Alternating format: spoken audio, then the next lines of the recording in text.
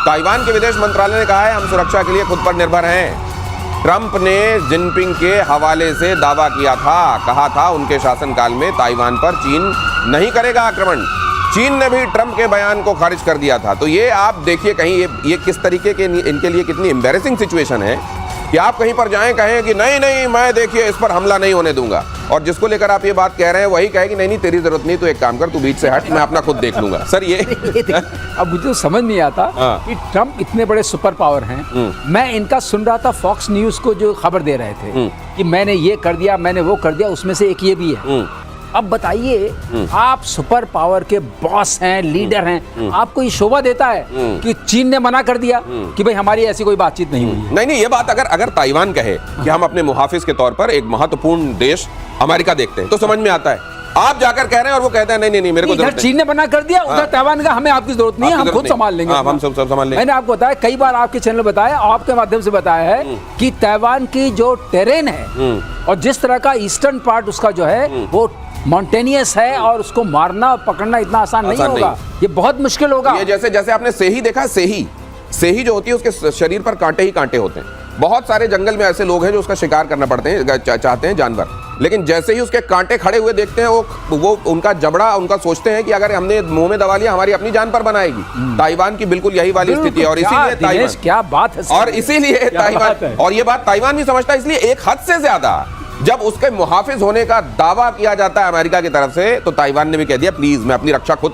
लेकिन सर इसके इंप्लीकेशंस भी हो सकते हैं क्या आने वाले दिनों? ये इम्प्लीकेशंस तो क्या, वो क्या कह रहा है, उसने रक्षा अपना जो बजट है उसने 3% बोलता 5% ले जाएंगे, ली बोल रहे हैं। दूसरा उन्होंने किया है 50,000 ड्रोन और इंडिया से एंटी ड्रोन सिस्टम भी खरीद रहे हैं, और 50,000 ड्रोन बहुत चीज़ होती है। यदि आप पूरे देखेंगे ताइवान का जो ये है वो आइलैंड है 400 किलोमीटर है और 140 किलोमीटर। अब आप बताइए अमाउंट ऑफ जो आपने पक्योपाइन का बात किया ना, जो मारता है शहर की बात की, सेम वहाँ पे आपके ड्रोन्स होंगे, वहाँ पर ऑलरेडी एंटी एयरक्राफ्ट सिस्टम्स हैं, उसके बाद उनके फाइटर्स हैं, और जो बेसिकली एम्फीबियस ऑपरेशंस की बात होती है कि चाइना एम्फीबियस ऑपरेशन करेगा और एयर से आएगा। एम्फीबियस ऑपरेशन के लिए पूरी माइंस के लिए कि हम ऐसा बिछाएंगे कि कोई पहुंच नहीं। लेकिन हमको याद है सर कैसे अमेरिका की स्पीकर वहां गई थी, उनको गार्ड करते हुए उनके फाइटर प्लेन्स गए थे। चाइना ने कहा था हम देख लेंगे, लगा था पूरा टेंशन था कि कहीं ये मार तो नहीं देगा चाइना। वाकई ये सब जो तमाशा चल रहा था, ये अब क्या आने वाले दिनों में ताइवान ये भी कहेगा कि आप इससे भी गुरेज कीजिए, जरा इसकी भी जरूरत नहीं है। अब किसी को समझ में नहीं आ रहा। सरलीकरण में बात यह है कि ट्रम्प का जो बिहेवियर है वो पिछले एडमिनिस्ट्रेशन से जो 2 दशकों से चला आ रहा है उससे उसका कोई तालमेल नहीं। आप नलसी पॉलिसी की बात तालमेल नहीं। और आप देखिए जो एम्फीबियस ऑपरेशंस की बात कर रहे हैं उसमें डिफिकल्टी है। उसमें डिफिकल्टी ये है कि जो ताइवान का most of the coastal area है वो शैलो है, इसलिए वहां पर एक्सेस इतनी आसान नहीं है। एम्फीबियस फोर्स के लिए भी एक्सेस इतनी आसान नहीं है, और अगर आपने उसको माइन कर दिया तो बहुत ही मुश्किल। और माइन करके रखा हुआ है बहुत दिनों से। 50,000 ड्रोन में इस साल में ही 17,000 आ जाएंगे, बाकी 37 आने वाले हैं। नहीं, सबसे बड़ी बात यह है कि मान लीजिए आप किसी के मित्र हैं, आप किसी की रक्षा करना चाहते हैं या करते हैं, लेकिन अगर आप उसको बड़बोलेपन में चारों तरफ इस तरह से कहते घूमने लगेंगे कि उस व्यक्ति जिसकी रक्षा आप कर रहे हैं उसकी खुददारी पर चोट पहुंचने लगेगी, वो खुददारी पर चोट बर्दाश्त नहीं करेगा। वो एक काम कीजिए, आप रहने दीजिए, आप इतना गा रहे हैं, इतनी डफली बजा रहे हैं कि आप इससे मेरी फजीहत छीछा लेदर ज्यादा करा रहे हैं, आप चुप रहिए, आपकी आवश्यकता नहीं है। ये वाला मैसेज है। लेकिन इतनी बारीकियों को समझने के लिए सेंसिटिविटी चाहिए होती है, और जब दिमाग में केवल डील चल रही हो, नोबेल चल रहा हो, तो फिर ये सेंसिटिविटी समझ में नहीं आती। चीन के खतरे को लेकर ताइवान की बड़ी प्लानिंग। अगली खबर, अगले 2 सालों में 50,000 ड्रोन खरीदने का प्लान। यही बात अभी एयर मार्शल श्रीवास्तव बता रहे थे आपको। साल 2026 में 11,270 ड्रोन खरीदेगा ताइवान। साल 2027 में 37,480 ड्रोन खरीदने की योजना। तो ये खुद भी कर रहा है अपनी तैयारी।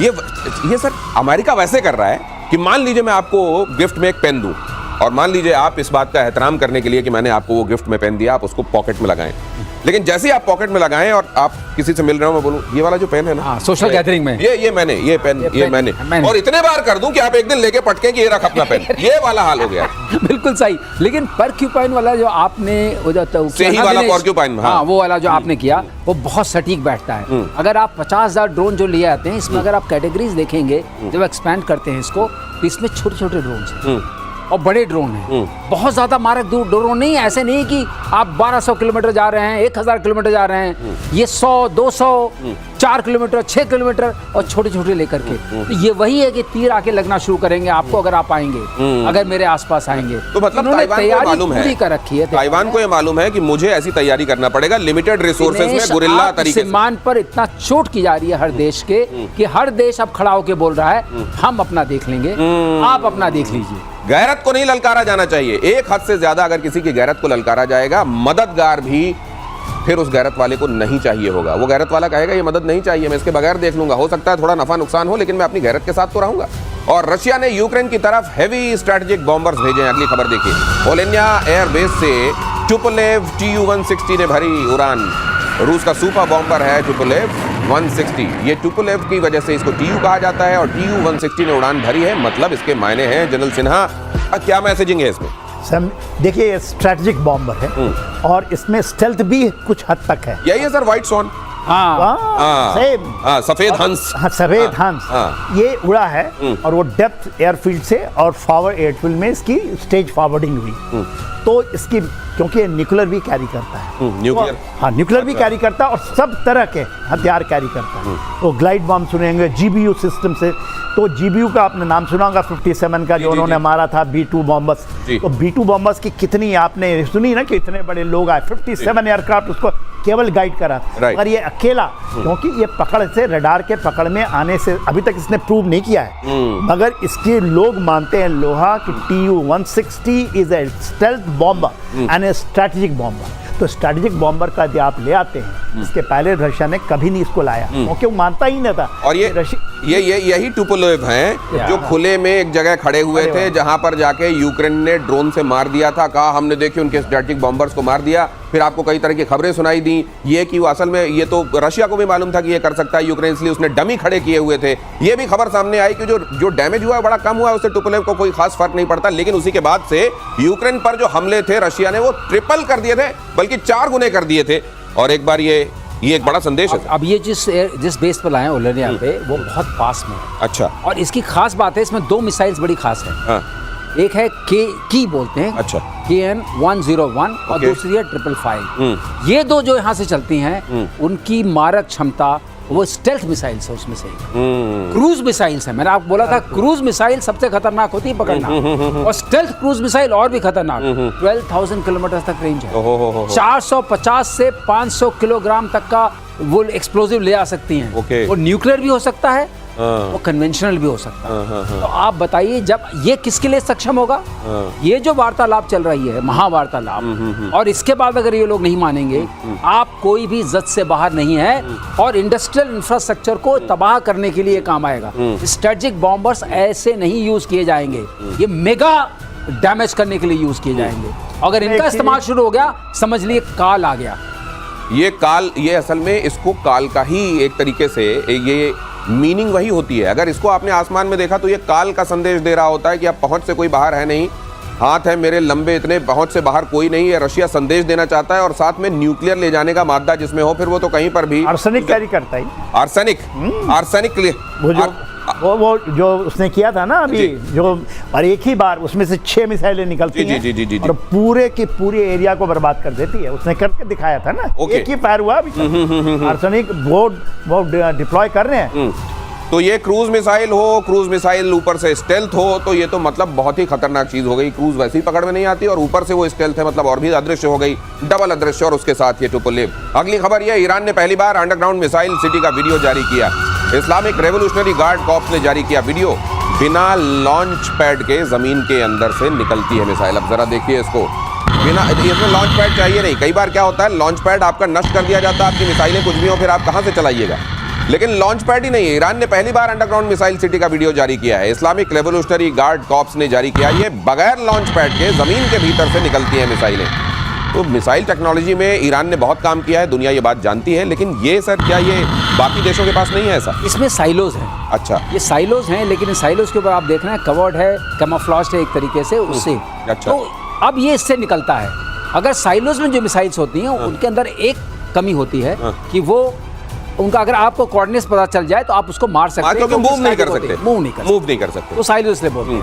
लेकिन जो मोबाइल होती हैं, मोबाइल में होता है कि आज यहाँ क्या वहाँ चले, लेकिन अगर आपको स्टैटिक टारगेट को या किसी चीज को, जैसे इजराइल इनका मेन निशाना है, इजराइल बहुत छोटा सा देश है और ये बहुत बड़ी मारक क्षमता कैरी कर सकती है, उसके लिए खतरनाक है। और इसमें कोई शक नहीं है, अगर ये अभी फायर कर रहे हैं इसका मतलब जो हम अंदेशा दिखाते थे, इनकी मिसाइल सिटी पूरी तरह से उस ऑपरेशन हैमर में डैमेज नहीं हुई है। ओके, ये बात भी सामने आ रही है। तो इसमें दोनों उसको दिखाने की कोशिश कर, ये बताने की कोशिश है कि आपने जो हमला किया उसमें हमने बहुत कुछ अपना बचा लिया है, और उसी में से ये साइलोज से फायर होने वाली मिसाइलें हैं। साइलोज से फायर होने वाली मिसाइलों के बारे में हमारे एक्सपर्ट बता रहे हैं कि क्योंकि एक ही जगह से फायर होती है, अगर कोऑर्डिनेट दुश्मन को मिल गए तो इस जगह को तबाह करके आपको ठंडा कर सकता है वो।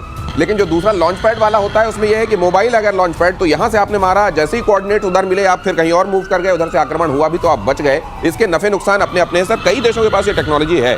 नहीं, ये टेक्नोलॉजी जो इसकी बात कर रहा है ना इसराइल, सब लोग क्यों चिंतित हैं ईरान से और क्यों जमीन से पैर के नीचे जमीन खिसकी हुई है कि ये ऐसा नहीं है। सैलो तो हमारे पास भी है, पाकिस्तान के पास भी है, सबके पास।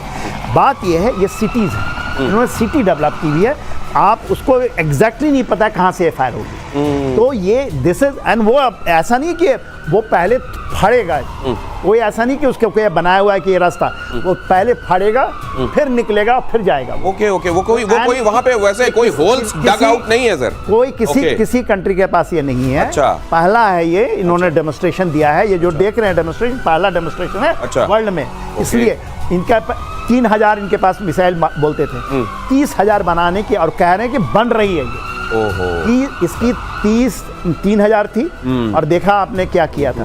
30,000 बनाने के बोलते हैं कि इनकी डबल तो हो ही गई है, 6,000 बना चुके हैं ये। ओके। और एक सिटी नहीं है, ये तो पहला सिटी का डेमोन्स्ट्रेशन है सर। लेकिन मान लीजिए कि ऐसा है भी कि वहाँ कोई गड्ढा पहले से नहीं है, गड्ढा नहीं, मान लीजिए कोई गड्ढा नहीं बनाए, वो ठीक है, सिटी है, आपने अंडरग्राउंड बनाई हुई है, वहां से आप किसी भी जगह से वो सरफेस को फाड़ कर बाहर निकल रही है अपने दुश्मन को, लेकिन जिस जगह पर उसने सरफेस फाड़ा वहां का कोऑर्डिनेट तो मिल ही जाएगा ना दुश्मन को। मिलेगा।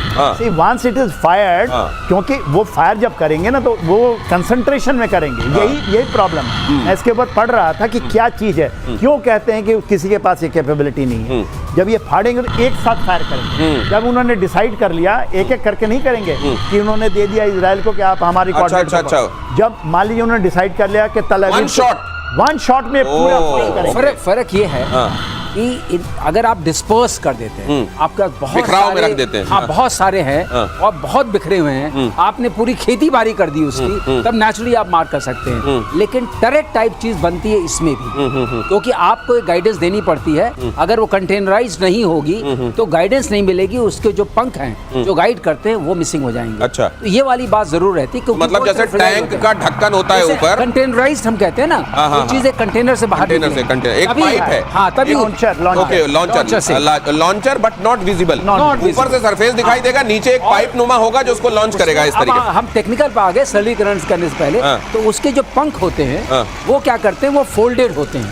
जब वो पूरी तरह बाहर आएगा देन नेक्स्ट विंग्स खुलेंगे तो वो खुलते हैं। अच्छा। इसलिए उनको डैमेज नहीं होते हैं। लेकिन आपके लिए गाइडेंस के लिए स्पष्ट है, आपको साइलो टाइप का एक टरेट बनाना पड़ेगा।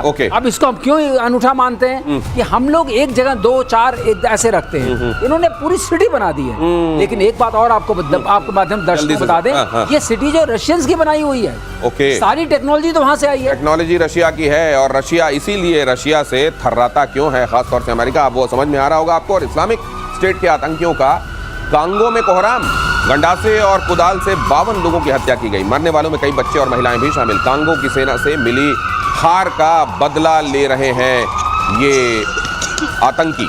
देखिए, ये एक माला ट्रंप ने ये भी पहनी थी। अच्छा। और इसका जिक्र भी हुआ था। अच्छा। कि हमने कांगो और रवांडा के बीच में संधि करा दी है, एग्रीमेंट करा दिया। इसके फोटो ऑफ भी हुआ था। वो जो 6 हुए हैं उसमें से एक ये भी था कि 31 साल से चल रहा था, इसको मैंने रोका। क्या रोका? इसकी बात कल परसों ही हुई है, 2-2 बार हर बार होती है। क्या रोका आपने? ये रवांडा समर्थित हैं, अच्छा, उन्होंने मारा है। ओके, तो इसका मतलब कि जो भी पीस आप करा रहे हैं उस पीस में कोई स्टेबिलिटी नहीं है। स्टेबिलिटी नहीं है, क्योंकि पीस सही लोगों के बीच नहीं करा रहे हैं। आप क्या कर रहे हैं, आग के ऊपर कारपेट डाल के कह रहे हैं कि अब यहाँ कोई आग नहीं, और कुछ ही देर में वो कारपेट जल जाती है और शोले ऊपर आ जाते हैं और फिर आपके लिए एम्बैरेसिंग होता है। लेकिन एम्बैरेसमेंट तो इस समय आपको अच्छा, कांगो में आपने इनका इंटरेस्ट क्यों है? हाँ। कांगो को हम बोलते हैं जियोलॉजिकल स्कैंडल। अच्छा, कांगो में ऐसी कोई चीज नहीं जो आपको चाहिए नहीं है। अच्छा। सोना भी है, तांबा भी है, वहां पर रेयर अर्थ भी है, अच्छा, वहां पर हाइड्रो इलेक्ट्रिसिटी भी कर सकते हैं। ओके। आपको जो आप कहते हैं ना यूरेनियम, ये वो सब है, लेकिन सबसे गरीब है। ओके, तो यहाँ इसलिए भी वही जमीन के नीचे वाली चल रही। जिस तरीके से वेनेजुएला में ऑयल दिखाई दे रहा है, यहाँ कांगो में वो दिखाई दे रहा है जिसका भी जिक्र किया गया, रेयर अर्थ मेटल और ये मेटलिक, ये प्रेशियस मेटल। और इसके लिए एक नाम है, इसके लिए नाम है जियोलॉजिकल स्कैंडल। जियोलॉजिकल स्कैंडल, जिसके पास इतना भंडार है, वो इतना गरीब क्यों? हाँ, कि भूगर्भीय धन जिसके पास इतना ज्यादा है वो इस तरीके से भिखारी वाली स्थिति में क्यों? नेतन्याहू के बिग गाजा प्लान से फिलिस्तीनियों में हड़कंप मचा हुआ है। गाजा सिटी से 50,000 लोगों का पलायन, लोग दक्षिण गाजा पट्टी की तरफ जा रहे हैं। नेतन्याहू ने गाजा पर संपूर्ण कब्जे की बात कही है। अब ये तो वैसे ही है कि जैसे आप एक पिंजरे में बंद हो और जब पिंजरे में आप एक तरफ से आपको मार पड़े तो आप दूसरी तरफ चले जाएं, उससे पिंजरे में आप कितनी दूर तक मूव कर लीजिएगा। अब यहाँ ठीक है, नेतन्याहू के बिग गाजा प्लान से फिलिस्तीनियों में हड़कंप है और सिटी से 50,000 लोगों का पलायन है, दक्षिण गाजा की तरफ वो जा रहे हैं, लेकिन इससे हालात नहीं ये लेकिन क्या करेंगे वहां पर लोग? यही करेंगे और क्या करेंगे?